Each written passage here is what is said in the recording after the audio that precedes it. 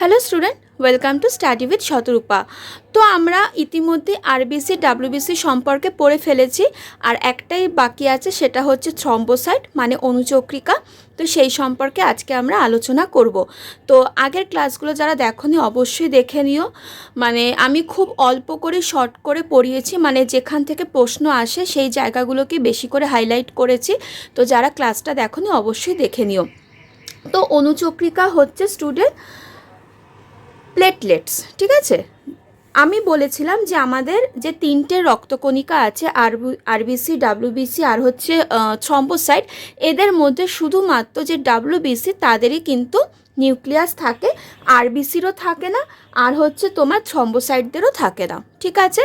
তো অণুচক্রিকা এদের উৎপত্তিটা কোথা থেকে হয়? এদের উৎপত্তি হয় তোমার লাল অস্থিমজ্জার মেগা ক্যারিওসাইট কোষের ক্ষণপথ থেকে সৃষ্টি হয়, ঠিক আছে। তো এদের আয়ুকালটা হচ্ছে 8 থেকে 9 দিন মতো। বেসিক্যালি এদের কাজ হচ্ছে তোমার রক্ত তঞ্চনে হেল্প করা, মানে কোনো জায়গা যদি আমাদের কেটে যায় তো সেখান থেকে তো আমাদের তো সারাদিন তো রক্ত পড়ে না, মানে রক্ত পড়ে, তারপর কিছু লাগালে আস্তে আস্তে সেই রক্ত পড়াটা বন্ধ হয়ে যায়। তো এই কাজটাই করে হচ্ছে অণুচক্রিকা।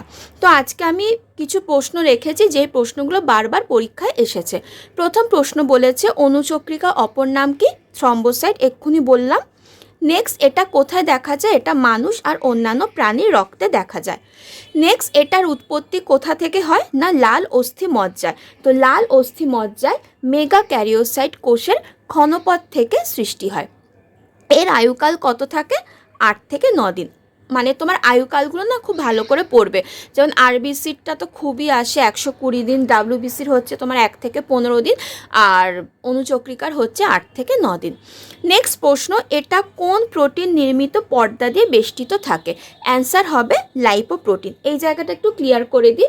তো অণুচক্রিকাগুলো হচ্ছে একটা পর্দা বেষ্টিত থাকে, ঠিক আছে, যেই পর্দাটা হচ্ছে তোমার লাইপোপ্রোটিন দিয়ে তৈরি।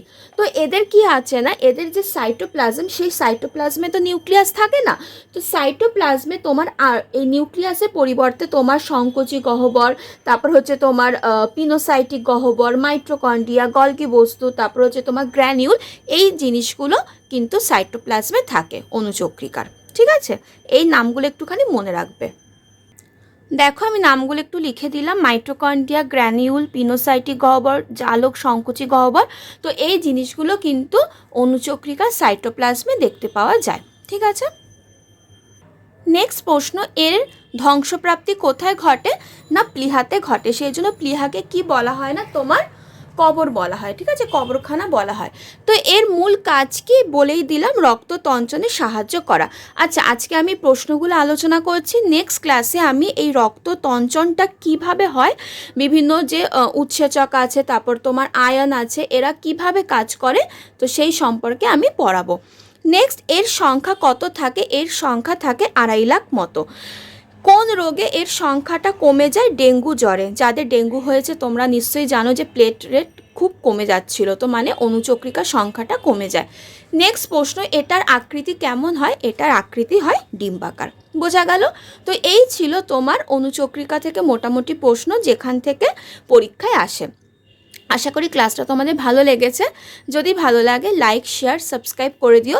আর নেক্সট ক্লাসে আমি পুরো রক্ততঞ্চন প্রসেসটা সম্পর্কে পড়াবো। আশা করি আমার ক্লাসটা দেখলে যাদের এই রক্ততঞ্চন নিয়ে সমস্যা হয় সেই সমস্যাগুলো থাকবে না।